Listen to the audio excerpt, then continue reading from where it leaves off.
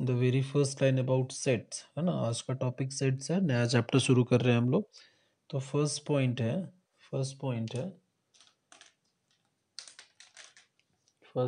देखो। First point कि a set is a collection of a set is a collection of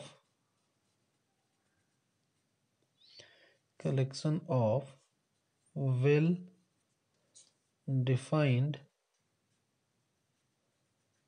objects, है ना।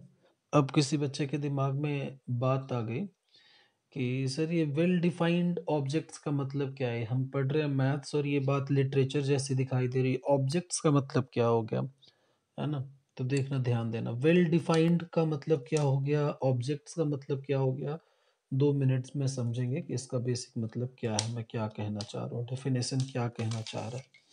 देखो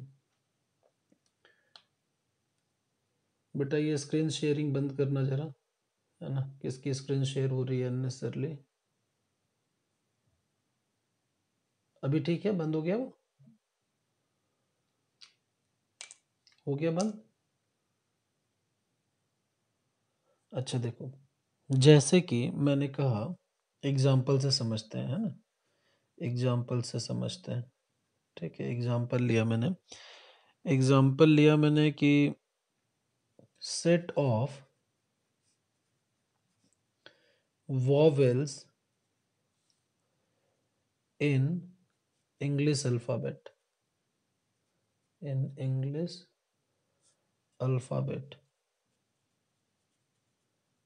ठीक है।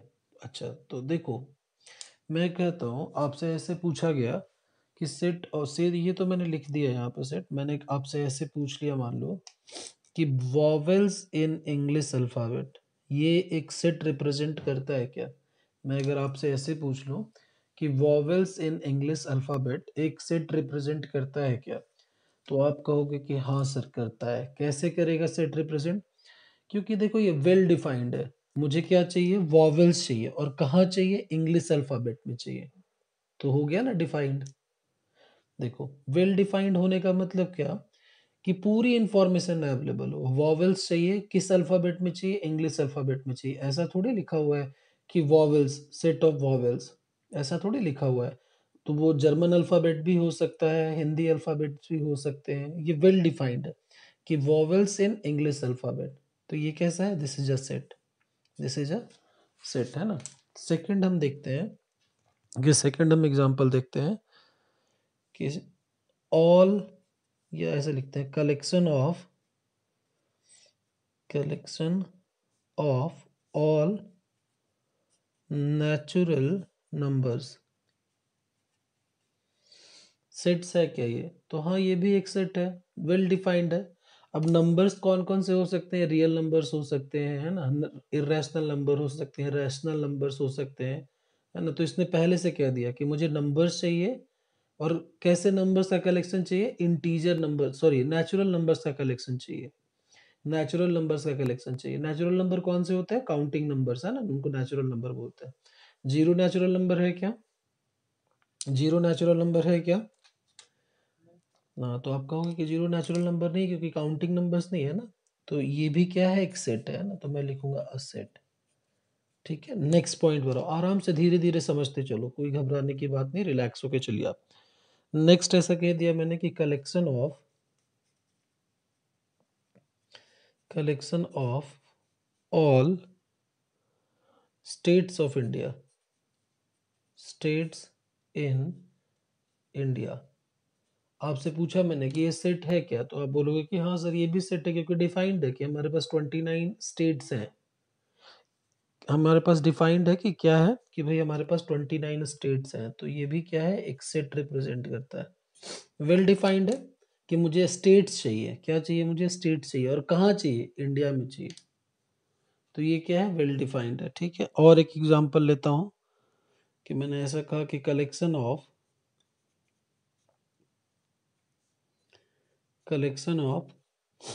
ऐसे लिखते हैं अपन, collection of months which has 31 days। तो ये भी क्या है, एक सेट रिप्रेजेंट करता है। ये भी क्या है, एक सेट रिप्रेजेंट करता है ना। तो समझ में आ रहा होगा कि वेल डिफाइंड होने का मतलब क्या है। वेल डिफाइंड होने का मतलब क्या है कि पूरी इंफॉर्मेशन होनी चाहिए। अब अगर मैं आपसे पूछता हूं कि कलेक्शन ऑफ स्टूडेंट्स, अगर मैं आपसे कहता हूं कि कलेक्शन ऑफ स्टूडेंट्स ये एक सेट है क्या, तो मैं कहूंगा कि नहीं, ये सेट नहीं है, this is not a set. क्यों नहीं सेट है? क्योंकि डिफाइंड नहीं है, डिफाइंड नहीं है। ठीक है, कि भाई ये क्या है, this is not a set. कोई दिक्कत वाली बात नहीं। देखो, जो वेल डिफाइंड है उसको हम क्या बोलेंगे कि भाई वो क्या रिप्रेजेंट करता है, सेट रिप्रेजेंट करता है। जो वेल डिफाइंड नहीं है वो तो भाई सेट हो ही नहीं सकता। डेफिनेशन समझ में आ गया होगा, है ना।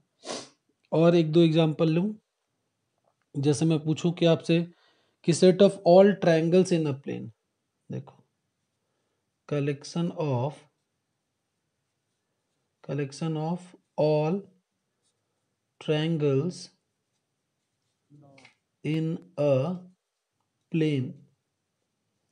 मैंने पूछा आपसे कि वेल डिफाइंड है क्या, तो बेटा ये वेल डिफाइंड है। सॉरी, देखो, अ सेट, है ना। ये कैसा है, वेल डिफाइंड है। क्यों? क्योंकि पूछ लिया गया भाई कलेक्शन ऑफ ऑल ट्रायंगल्स किस में चाहिए, मुझे इन अ प्लेन चाहिए। अगर मैं सिर्फ ऐसा लिख देते ना, कलेक्शन ऑफ ऑल ट्रायंगल्स, है ना, तो डिफरेंट डिफरेंट प्लेन्स में डिफरेंट डिफरेंट ट्रायंगल बन जाएंगे। तो that is not a defined set, defined thing, है ना, डिफाइंड ऑब्जेक्ट। तो वो सेट नहीं होगा। लेकिन ये कैसा है, सेट है। कहाँ चाहिए मुझे, एक प्लेन में चाहिए। मैं बोलूं कि ये क्या है, पेपर क्या है, एक प्लेन है। इसमें मैं बोलूँ कितने तरीके के ट्रायंगल आप ड्रॉ कर सकते हो, तो आप बोलोगे कि हाँ सर, एक्यूट एंगल ट्रायंगल हो सकता है, राइट एंगल ट्रायंगल हो सकता है, ऑब्ट्यूज एंगल ट्रायंगल हो सकता है। तो डिफाइंड है। अगर मैं प्लेन में अगर बोलता हूँ, अगर मैं प्लेन में बोलता हूँ, प्लेन का मतलब क्या, प्लेन का मतलब क्या, जैसे एक्स वाई, जैसे हम एक्सिस ड्रॉ करते हैं ना, एक्स वाई, तो एक्स वाई क्या है, मेरा एक प्लेन है। जैसे मैं इस पेपर की बात करूं कि भाई इस पेपर पर आप कितने ट्रायंगल्स ड्रॉ कर सकते हो, तो आप ड्रॉ कर सकते हो, ढेर सारे ट्रायंगल बना लोगे। राइट एंगल, एक्यूट एंगल, और आपको ऑब्ट्यूज एंगल ट्रायंगल, है ना, ऐसा कुछ बना लोगे आप।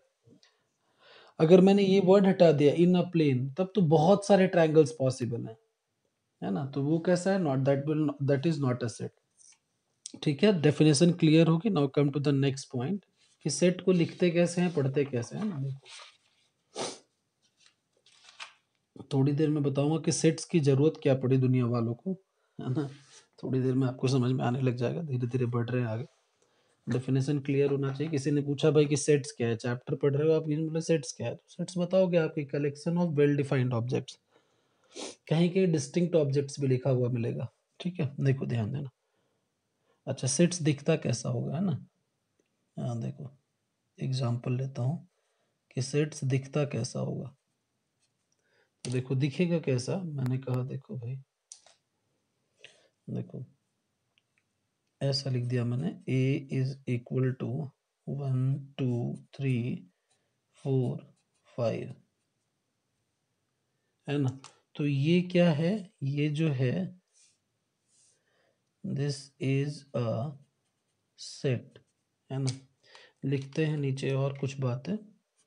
Sets are generally denoted by capital alphabets. छोटी छोटी बातें हैं, लेकिन each and everything you should know. जैसे ए हो गया, एक्स हो गया, वाई हो गया, जेड हो गया, ये सब कैपिटल अल्फाबेट से डिनोट करेंगे, है ना। देखो, एंड रिटन इन करली ब्रैकेट्स, करली ब्रैकेट्स, है ना। करली ब्रैकेट्स का मतलब, है ना, ऐसा, सेपरेटेड बाय कॉमा इनसाइड, है ना। समझते चलना कि मैं क्या कहना चाह रहा हूं, है ना। देखो ऐसे, जैसे ए लिखा हुआ है, ए लिखा हुआ है ना। तो यहाँ अंदर लिख दिया 1 2 3 4 5, है ना। तो ये क्या है, ये देखो और समझना। देखो जैसे ऐसे लिख दिया मैंने, ए इज इक्वल टू 1 2 3 4 5, है ना। अभी थोड़ा बोरिंग सा भी लग रहा होगा कुछ बच्चों को, लेकिन छोटी छोटी बातें एक्सप्लेन तो करना पड़ेगा। हो सकता है कोई बात आपके लिए बोरिंग हो, किसी बच्चे के लिए आसान हो समझना, है ना। तो देखना, ध्यान देना। अच्छा, अब मैं बोलता हूँ कि ये जो अंदर वन लिखा हुआ है ना, इसको हम बोलते हैं one is element of set A, two is element of set ए, है ना। ठीक है, यहां तक की बात। अच्छा, अब अगर मैं आपसे पूछूं कि भाई 5 इस सेट का एलिमेंट है क्या, तो 5 is a set of element A, आप बोल सकते हो डायरेक्टली, है ना। तो इसको मैथमेटिकली हम कैसे लिखते हैं, तो मैथमेटिकली यू कैन राइट, देखो ध्यान देना, मैथमेटिकली यू कैन राइट कि भाई 1 belongs to A, 2 belongs to A, 6 does not belongs to A. ठीक है, तो इसको पढ़ते कैसे हैं ये देख लेना। This is the symbol for belongs to, belongs to, है ना। ये क्या है, does not belongs to, does not belongs to. ठीक है, यहां तक की बात। अच्छा, अब मैं अगर आपसे ये भी कह दूं कि सेट में कितने एलिमेंट हैं, तो आप कहोगे कि सर 5 दिखाई दे रहे हैं और 5 ही एलिमेंट है। तो मैंने कहा बिल्कुल सही देख रहे हो आप। तो इसको कैसे लिख सकते हैं, ऐसे लिखेंगे, देखो कि n of a, number of elements in a is equal to 5।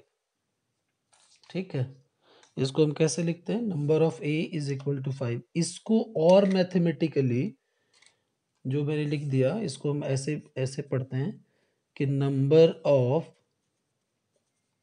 Elements in set ए, ठीक है, इज 5, ठीक है, is equal to 5।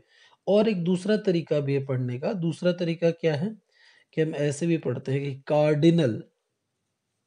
Cardinal of A is 5। ठीक है यार, ये कौन है भाई जो स्क्रीन शेयर करने लग जा रहा है, बीच बीच में स्क्रीन शेयर करने लग जा रहे हो भाई।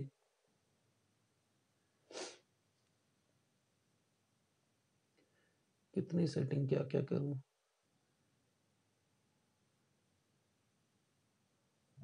ठीक है बेटा, अननेसेसरली हिंड्रेंस मत क्रिएट करो,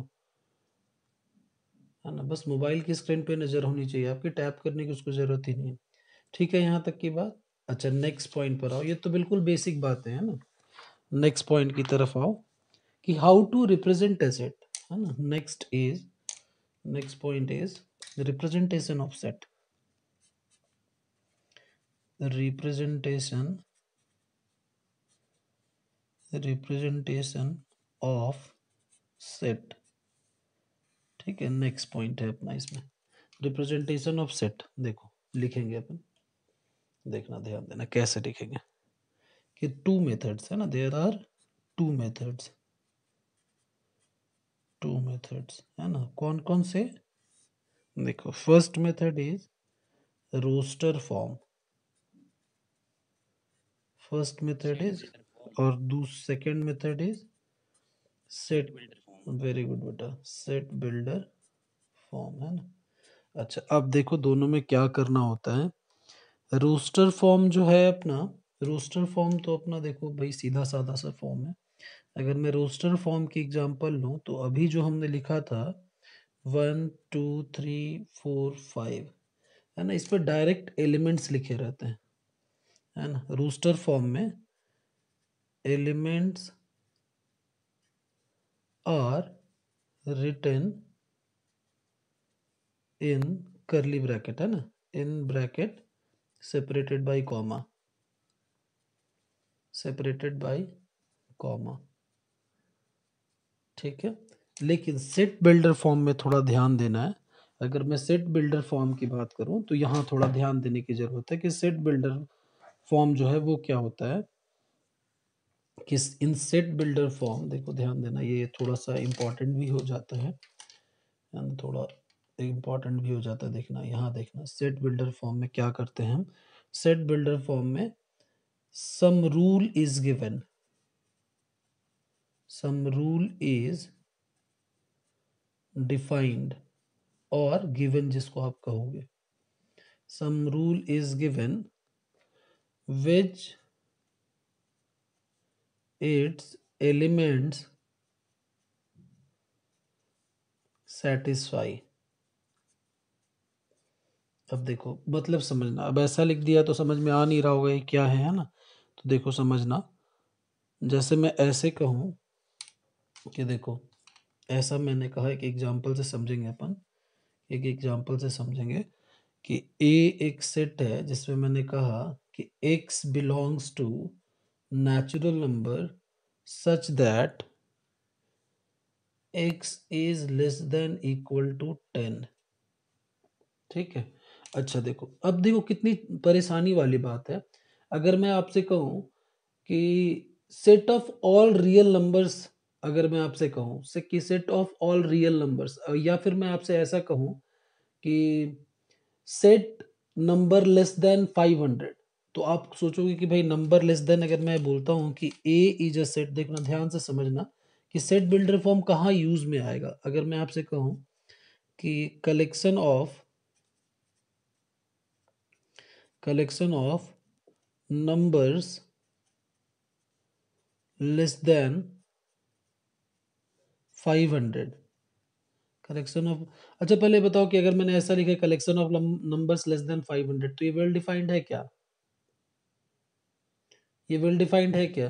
कैसे है वेल डिफाइंड, जरा सोच के बताइए। नहीं, फिर सोच के बताओ कि कैसे है वेल डिफाइंड। ये वेल डिफाइंड नहीं है।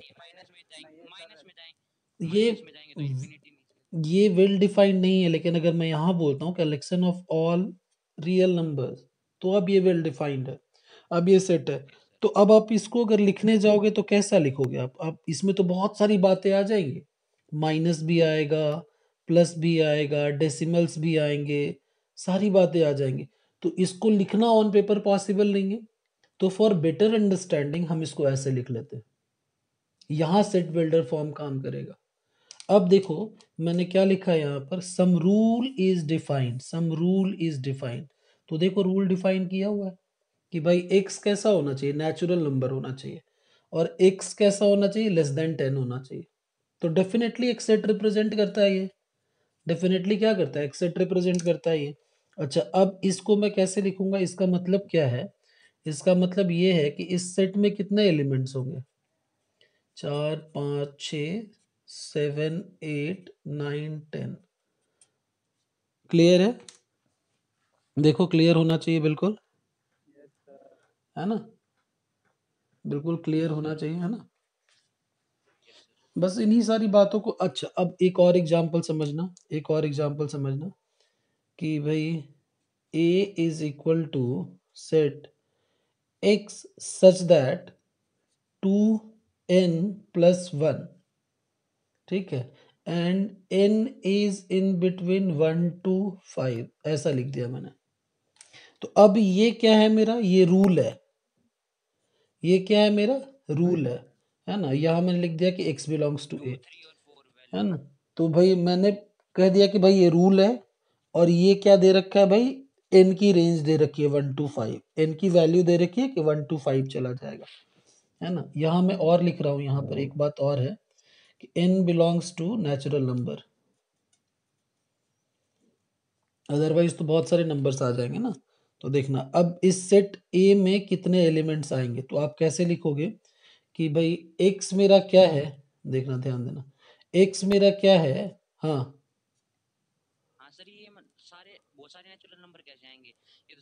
मैंने लिखा ही नहीं ना।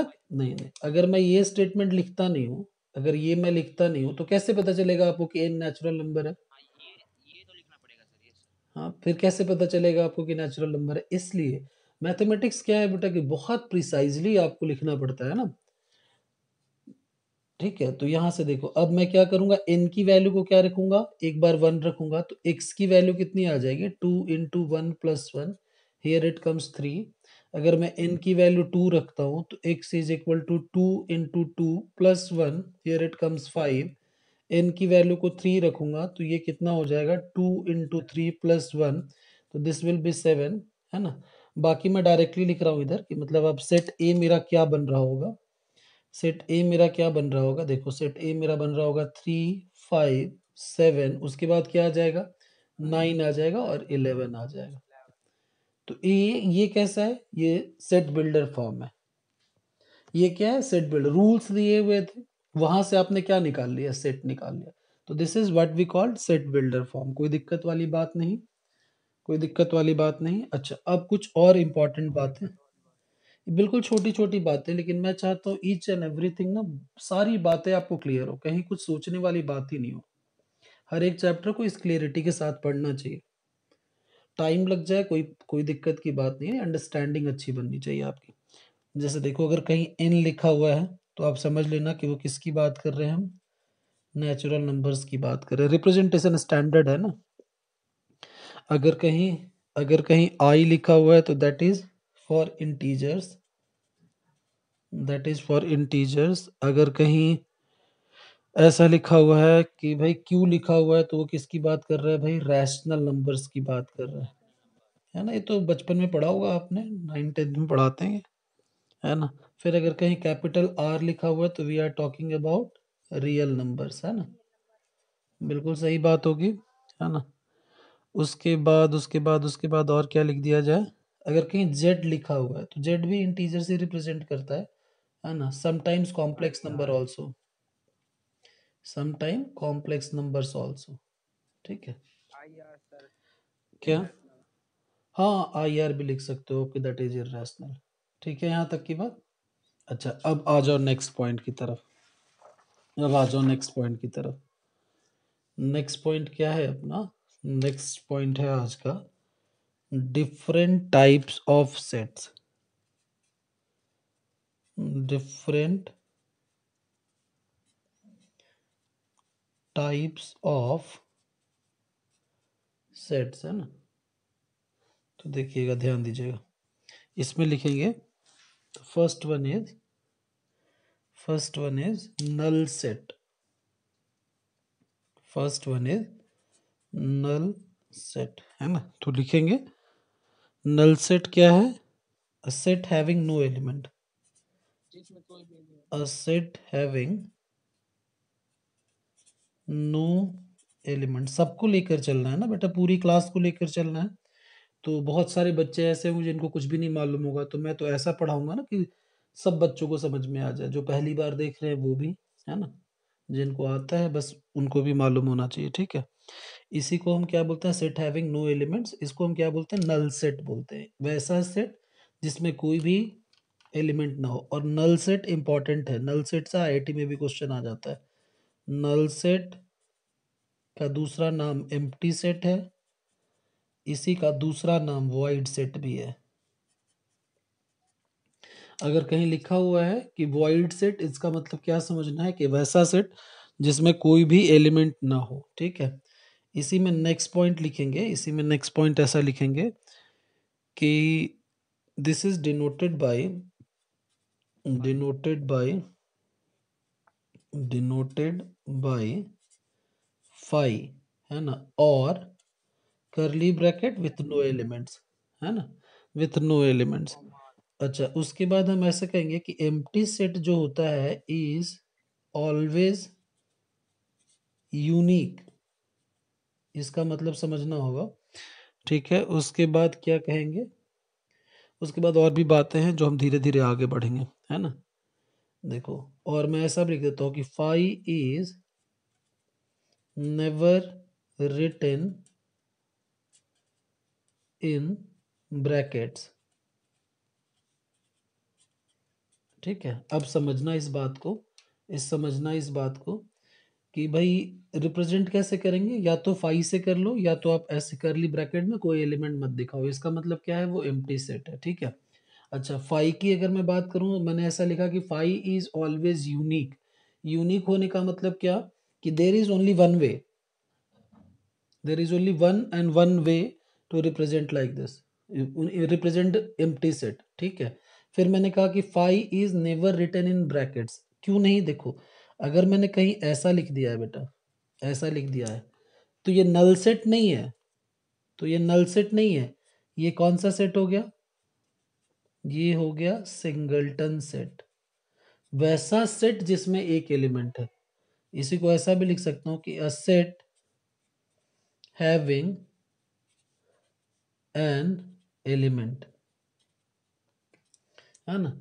नल सेट का मतलब तो वैसा होना चाहिए जिस सेट में कोई भी एलिमेंट ना हो, लेकिन जैसे आपने इसको ब्रैकेट लगा दिया, अब दुनिया इसको समझने लग गई कि भाई ये वैसा सेट है जिसमें एक एलिमेंट अवेलेबल है, तो दिस इज रॉन्ग, ठीक है। इसलिए मैंने लिखा है कि भाई नल सेट को कभी भी ब्रैकेट में नहीं लिखा जा सकता है।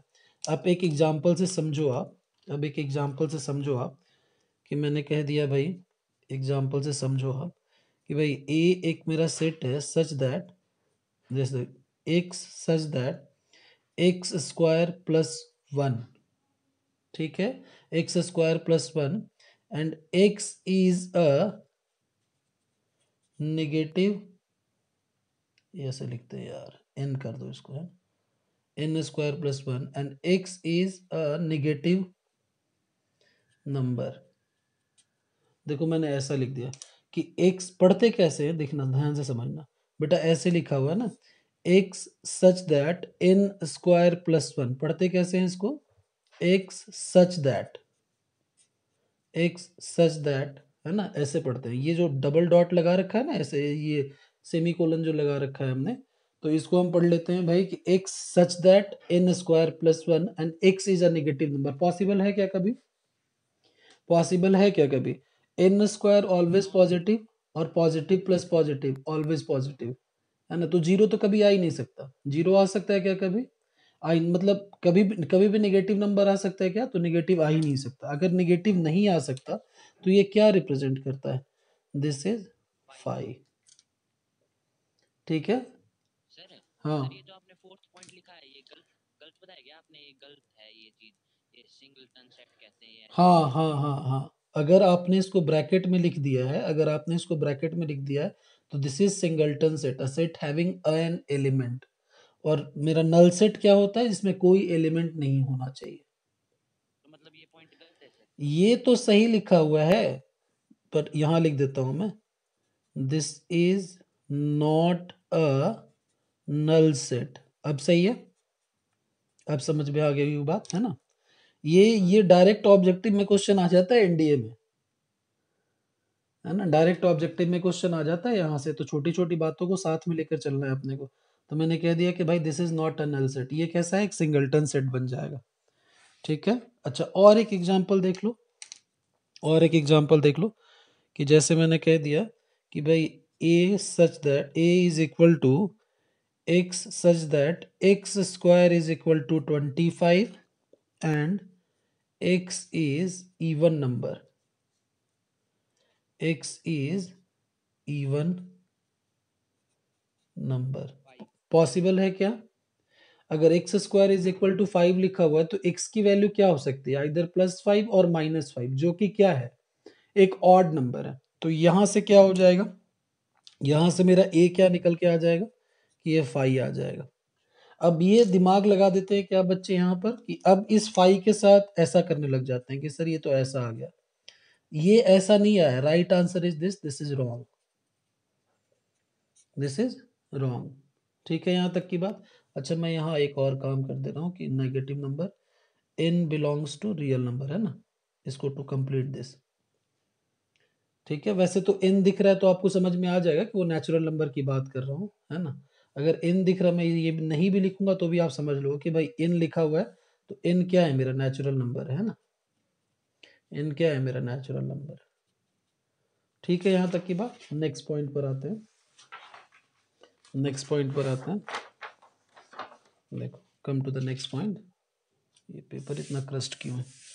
कोई बात नहीं, चलो नेक्स्ट पॉइंट पर आते हैं कि जैसे एक और एग्जांपल लेते हैं अपन लास्ट, एक और छोटा एग्जांपल लेंगे कि a is equal to x such that x belongs to natural number and x is in between 4 to 5,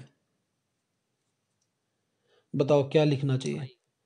है ना। अगर मैं कहूँ कि 4 से 5 के बीच में कितने नेचुरल नंबर है, तो आप कहोगे कि सर ये तो पॉसिबल ही नहीं है, तो ये कैसा आ जाएगा, 5 आ जाएगा।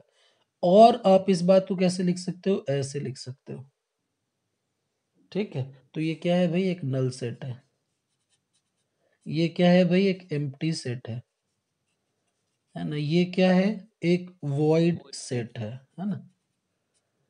ठीक है, यहाँ तक की बात। Now come to the next point. Next point में ऐसा है कि सिंगल्टन सेट तो वैसे मैं बता चुका हूँ, लेकिन फिर भी मैं एक लाइन लिख दूंगा। सेकेंड पॉइंट अपना क्या है, सिंगल्टन सेट। सिंगल्टन सेट है ना। तो इसमें लिखेंगे अपना कि set having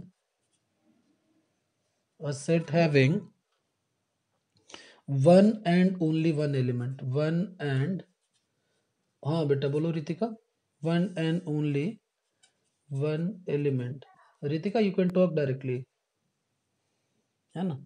one and only one element, तो उसको हम क्या बोल देंगे, सिंगल्टन सेट बोल देंगे। जैसे कि ऐसा एक एग्जांपल लेंगे सर, एम्प्टी सेट को, यस बेटा हम आगे बढ़ेंगे, है ना, धीरे धीरे आगे बढ़ेंगे। अभी मैं सबसेट्स पे नहीं आया हूँ ना, कोई बात छूटेगी नहीं। आप पढ़ते आ रहे हो, तो 1 महीने हो गए पढ़ते हुए, अब आपको समझ में आ गया होगा कि सर के पढ़ाने का तरीका कैसा है ना। आपको समझ में आ गया होगा अब तो। अगर मैं ऐसे लिखता हूँ कि x such that x-3 is equal to 4, तो x की वैल्यू क्या आएगी, x की वैल्यू क्या आएगी, आप ऐसे लिख लोगे x-3 इज इक्वल टू 4। इसका मतलब क्या, x की वैल्यू कितनी आ गई, 7 आ गई। तो a में मैं बोलूंगा कि a भाई क्या लिखा हुआ है, 7 लिखा हुआ है। एक एलिमेंट आएगा उसमें, वो क्या आएगा, 7 आएगा। तो ये क्या रिप्रेजेंट कर रहा है अब, ये क्या रिप्रेजेंट कर रहा है, सिंगलटन सेट। बेटा ये माइक में देखो नॉइज आ रहा है, फिर पता नहीं किसका माइक ऑन रह गया। ठीक है, नेक्स्ट इज थर्ड पॉइंट की बात करूं मैं, कि थर्ड पॉइंट अगर मैं कहता हूं, तो मैं कहता हूं थर्ड पॉइंट क्या है, इक्वल सेट्स, है ना, इक्वल सेट्स। अच्छा, दो सेट अगर इक्वल होना चाहते हैं, है ना, दो सेट, मैंने कहा कि सेट ए और सेट बी अगर इक्वल होना चाहते हैं, है ना, सेट ए और सेट बी अगर इक्वल होना चाहते हैं, तो सेट ए के सारे एलिमेंट्स बी में होने चाहिए, सेट बी के सारे एलिमेंट्स ए में होने चाहिए। इसका मतलब क्या है कि A is, if A is 1 2 3 and B is 3 2 1, तो A is equal to B लिखना बिल्कुल सही बात है। तो बिल्कुल सही बात है। अच्छा, अब एक बात ये भी समझना, यही एक बात और करूंगा मैं, इससे कोई फर्क नहीं पड़ता, अरेंजमेंट से सेट की सेहत को कोई फर्क नहीं पड़ता। यहां भी अगर 1 2 3 लिखा हुआ है, इधर 3 2 1 लिखा हुआ है, या 1 3 2 लिखा हुआ है, तो इससे कोई फर्क नहीं पड़ता, दोनों सेट अभी भी क्या है, इक्वली हैं। ठीक है। या फिर एक और एग्जांपल समझना, यहीं पर बता रहा हूँ कि इसमें मैंने ऐसा लिख दिया 1 1 2 2 3 3, मैं आपसे ऐसा कहता हूँ, और मैंने एक सेट बी ले लिया, मैंने कहा इसमें 1 2 3 लिखा हुआ है। अब मैं अगर आपसे पूछूं कि दोनों सेट इक्वल हैं क्या, तो हाँ अभी भी इक्वल है, यस सर। अभी भी इक्वल है। इससे कोई फर्क नहीं पड़ता कि आपने एक एलिमेंट को कितनी बार लिख दिया। वेल डिफाइंड करने के लिए इसको मुझे कैसे लिखना पड़ेगा, इसको मुझे ऐसे लिखना पड़ेगा 1 2 3। तो अभी भी क्या है, दोनों सेट क्या है, आपस में इक्वल है, कोई दिक्कत वाली बात नहीं। तो मैं ऐसे लिखूंगा, यहाँ स्टेटमेंट ऐसे बना लूंगा, स्टेटमेंट ऐसे बनाता हूँ, देखो ध्यान देना कि two sets are equal, two sets are equal, two sets are equal if every element, if every element of set A is an element of set B, ठीक है, and every element of set B is an element of, बेटा log out होने वाला है ना ये, अगर log out हो जाएगा तो कोई बात नहीं। ठीक है, सेट का अगर एक दो, रिज्वाइन करना है क्या सर? क्या, नहीं रिज्वाइन मत करना बेटा, रिज्वाइन आपकी करना है? आपकी अगली क्लास का टाइम हो गया है, ठीक है? रिजॉइन मत करना, मुझे भी नेक्स्ट क्लास लेनी है। तो देखना, ध्यान देना, धीरे-धीरे बढ़ेंगे अपन, कल अपनी पूरी थ्योरी हो जाएगी, फिर हम क्वेश्चंस पे जा सकते हैं। आज आप चाहो तो एनसीईआरटी का चैप्टर नंबर 1 का एक्सरसाइज 1 ट्राई कर सकते हो ना, 1.1 जो भी होगा, आपसे बनना चाहिए वो। सर जे में कितने सवाल आते हैं सर इस चैप्टर से? सेट से एक क्वेश्चन मिल जाएगा बेटा, रेयरली पूछा जाता है, लेकिन एक क्वेश्चन आने लग गया है हाल फिलहाल में। अगर देखा जाए लास्ट 2-3 सालों का ट्रेंड, तो एक क्वेश्चन आ जाता है ना? सेट रिलेशंस मिला के एक क्वेश्चन मिल जाएगा आपको एग्जाम में, ठीक है? एनडीए में तो 2-3 क्वेश्चन दिखाई दे देंगे, 4 भी हो सकते हैं, ठीक है? एनडीए में तो 4 भी क्वेश्चन हो सकते हैं। एनडीए के लिए ही बता रहा हूँ, ये छोटी छोटी बातें ना एनडीए में ही आएंगी, ठीक है?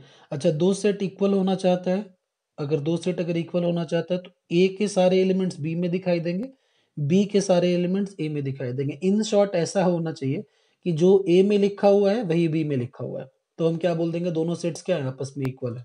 आज बिल्कुल मैंने बच्चों वाली बातें करी हैं, छोटी छोटी बातें करी हैं, है ना? अब मैं जैसे जैसे आगे बढ़ूंगा, इसके बाद मैं लूंगा सबसेट्स बताऊंगा, यूनिवर्सल सेट्स बताऊंगा, धीरे धीरे धीरे धीरे हम आगे बढ़ते चलेंगे। पावर सेट है ना, फाइनाइट सेट है, इनफाइनाइट सेट है, धीरे धीरे हम आगे बढ़ते चलेंगे, ठीक है? तो हम रुकते हैं यहाँ, बस बेटा लॉग आउट होने ही वाला है ना, 30 सेकंड्स में it will get log out, okay? Maths की बुक अभी सेट्स के लिए अगर मैं बात करूँ तो एनसीईआरटी विल बी एनफ, लेकिन अगर अगर आप आगे 11th के लिए लेना चाहते हो तो आप सिंगेज की अलजेब्रा ले लेना, ठीक है? सिंगेज पब्लिकेशन का नाम है और अलजेब्रा बुक है ना, अलजेब्रा सिंगेज आप बोलोगे दे देगा शॉप वाला, ठीक है? तो रुकते हैं फिर यहाँ, वी विल स्टॉप हियर, चलिए बाय।